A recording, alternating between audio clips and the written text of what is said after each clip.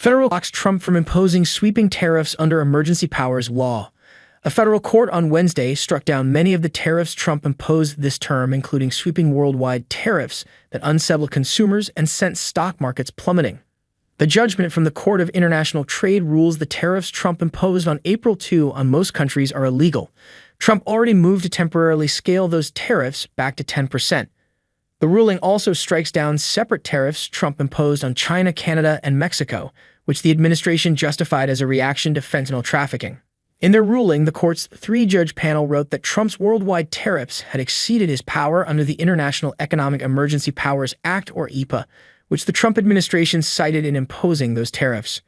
Because of the Constitution's express allocation of the tariff power to Congress, we do not read ieepa to delegate an unbounded tariff authority to the president, the court wrote.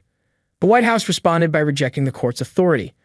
It is not for unelected judges to decide how to properly address a national emergency, White House spokesman Kush Desai said in a statement. President Trump pledged to put America first, and the administration is committed to using every lever of executive power to address this crisis and restore American greatness. He did not answer directly when asked if the administration planned to appeal the ruling. ieepa, the law at the heart of the case, had never been used to impose tariffs until President Trump did so. As the name suggests, the law gives a president broad economic powers during a national emergency. The judgment came in a case brought against the administration by 12 states and 5 businesses. While the court found Trump had exceeded his authority by imposing broad worldwide tariff, the three-judge panel made a different argument in ruling against the fentanyl tariffs. In that case, the court found that the president's argument that the tariffs will create leverage to get other countries to crack down on drug trade invalidates the tariffs. Under ieepa, the judges wrote, a tariff must directly deal with the emergency a president cites when imposing the tariff. The fentanyl tariffs do not directly address the drug trade, the judges wrote, but instead merely attempt to create economic pressure within other countries.